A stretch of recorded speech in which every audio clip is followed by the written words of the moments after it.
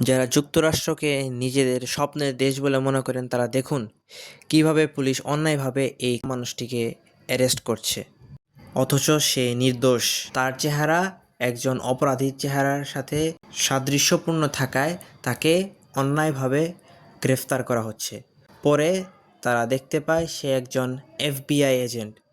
পরে তাদের মুখের অবস্থা দেখুন, তারা বুঝতে পেরে যায় তারা ঠিক কত বড় ভুল করেছে।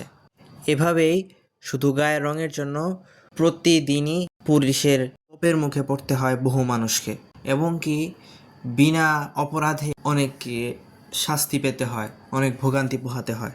এবং ধরতে গেলে এটি যুক্তরাষ্ট্রের নিয়মিত একটি ঘটনা।